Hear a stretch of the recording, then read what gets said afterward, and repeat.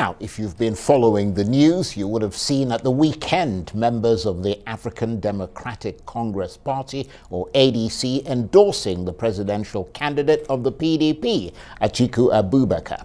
And you would have also seen a group of ADC governorship candidates also coming out in support of the APC presidential candidate, Bola Ahmed Tinubu.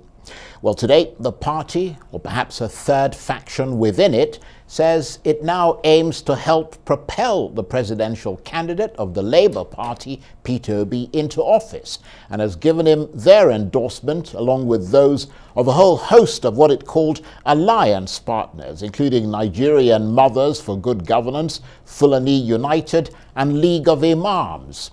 But the presidential candidate of the ADC, Dumebi Kachukwu, has accused these factions of selling the party to the highest bidder and says he and his running mate, Ahmed Buhari, will contest the elections on Saturday under the banner of the ADC, even if they have to limp to that contest.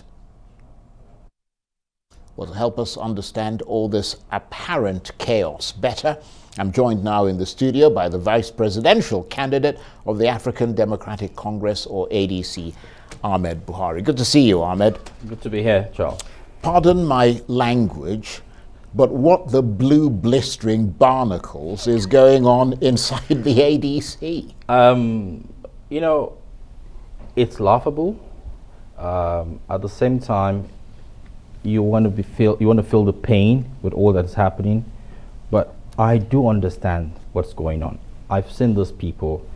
We've tried to work with them, and everything boils down to one crucial element: poverty. And it may not just be poverty of the stomach, it's actually poverty of the mind. There are people around this country who have stationed themselves in such a way that whatever or wherever they find themselves, they are determined to look for ways to actually grab more for themselves, and not truly determined to push through the struggle to get what truly they should deserve. I'll give an example: the ADC National Working Committee that we met. When we met them, it was apparent that at the point of the emergence of the Dumebi Kachukwu, that they had planned that eventually they were going to sell. Dumebi overheard one of the conversations with one of the state chairmen and said, I'm not going to let this happen. When is this man going to leave office? And they said, oh, just relax. August 21st, his tenure is going to elapse. There's going to be a new convention. I said, okay, fine, let's have a new convention. And then we allowed to them that we're going to have a new convention. But at that point, all they wanted was to remain in office, and they kept deflecting and finding ways to avoid having a national convention that was going to usher in new party leaders. Do not forget, Ralph Nwonsu, the defunct party chairman, national chairman, has been there for about 17 good years. And this in itself flouts INEC's constitution, it flouts the ADC's constitution, and it begs to ask the questions: why is INEC quiet? Why isn't INEC saying anything? And back and forth, we went to court eventually, and on the 20th of December 2022, the Justice Nyako's court actually granted us all our prayers. The party leaders were removed by court, and we're supposed to now have a convention hold. And of course they appealed, and back and forth, and then the next thing we saw a letter from INEC a couple of days ago inviting us for an arbitration. Let's settle this matter out of court. That they would have called us earlier, but there was so much bureaucracy. And it's also shameful on the part of INEC, because we have written more than 50 letters to INEC, letting them know exactly the situation and how this is going to eventually emerge. Do not forget, the presidential candidate of this party in the last election was the late Obadiah Melafia. This is exactly what happened to him. The man was campaigning across the country, and then the next thing, the same gang of men and women went ahead to endorse another party. Yeah, but nevertheless, yes, we're not talking, I mean, I understand the points you're setting out, but we're not talking about the Nwosu-led faction. We're talking about three different factions. Exactly. So that's just one faction, and it's the Nwosu faction that endorsed Peter Obi earlier in the day. Yes. But you've got two other groups. One group within the party that's gone and endorsed Atiku Abubakar, another endorsed Bola Tinubu. So clearly you guys have divisions within divisions to such an extent that you can't endorse one presidential candidate, and certainly not the party's own presidential candidate, Dumebi Kachuku. Obviously, of course, Dumebi Kachuku has, over time, over the last few months, been milked by this man. I remember when he emerged, he went to the party office. Oh, you guys need computers. You guys need laptops. I need to refurbish this space. We need to work as a proper party. I need to see things happen here. And anything that Dumebi Kachuku is supposed to give to the party financially, morally, has been exhausted.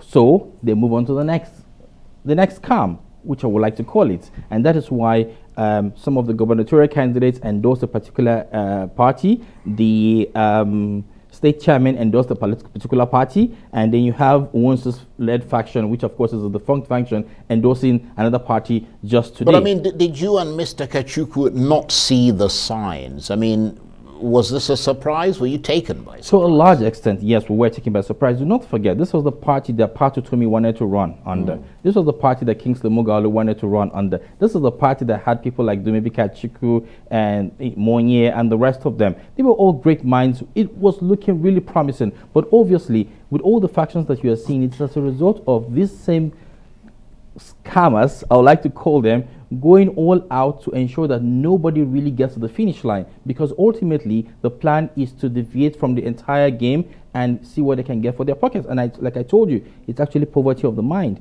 If this candidate can give us more money, let's go for him. So I wouldn't be surprised if all of the factions that you're seeing endorsing different people are still all together, because at the end of the day, it's about making as much as they can from the various candidates who are ready to spend money. But I mean, isn't that sort of realpolitik? Aren't they being realistic in the sense that, they think that you don't really have a chance of winning the only way a party can have a chance, really, is the unity. And from the beginning, the party leadership worked towards ensuring that all of the candidates will not emerge. Because as you're a candidate, it's either they're asking you to pay for forms, or I got a message recently from one of the contestants in Delta State, and I could see the cursing and the insults and the abuses and all of the things you were saying with regards to what is happening with the party. And this is because these are people who were connived into ensuring that they bought party forms, paid millions of naira. If you knew you were going to eventually endorse somebody, or if you knew you were not going to support your candidate, why get into all of this in the first place? Just say we're not going to sell forms, we're going to wait till the end and endorse somebody because we have structures or whatever you have around the space. But the truth of the matter still remains that they actually lured people into the space. They actually sold forms, made a lot of money. That's stage one. Stage two, make sure that one of the candidates who seems to have the financial capacity to drag a campaign emerges. Stage two. Stage three, leave all of that and endorse a candidate and make some money for yourself. And this happens every 4 years. And this in itself is shameful because it's happening under the rightful eyes of the umpire itself, who is supposed to put a word of caution or expel some of these parties to ensure that people do not fall prey for this kind of devices. But I mean, this happens all the time, though, doesn't it? I mean, smaller parties who talk about saving Nigeria, they sell forms to aspirants who then hope to compete in elections, and before you can say golly, wally, molly, I mean, they're in a jolly financial transaction with, the bigger parties and selling whatever political clout they have. Yes, and it's unfortunate, and it only happens around the space because people do not even trust or believe in themselves anymore. We have parties, we have Nigerians who have resorted to the fact that, it's got to be these guys. We're not going to fight for it. If you're not going to fight for it, why are you in the ring in the first place? And I'm so happy that Dumebi is not budging to any of this. Otherwise, you would have heard any of this. We would have just been all of us together and endorse and make whatever money we want to make. But he says, even if I get one vote, I would cherish it because indeed it is a vote of confidence from whoever must have given it to me. And I would like us as a people to understand that if we indeed we want to see things happen differently, we would have to sacrifice. There's no way we're going to succeed as people without sacrifice. And this whole poverty of the mind thing, we've got to do away with it. And I'm hoping that the umpire, INEC in itself, would work around us to see that these things change. But I mean, some would argue that beyond the transactional nature of the selling of the party, as it were, which I agree with you is not the best way to go. Going into alliance with the bigger parties was only ever going to be the option, available to a party like the ADC, without sounding as if I'm being sort of talking down or being rude. I mean, short of performing some miracle, like walking on water or something. Now, I think there's what I call process. And people must understand that sometimes just because you're really aiming for the topmost part of the building, you would have to walk through a few floors before you get there. So what's wrong with building momentum?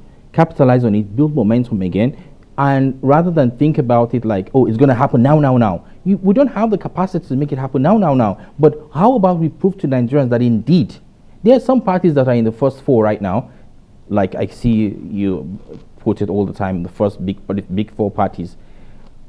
Only one of them is going to emerge.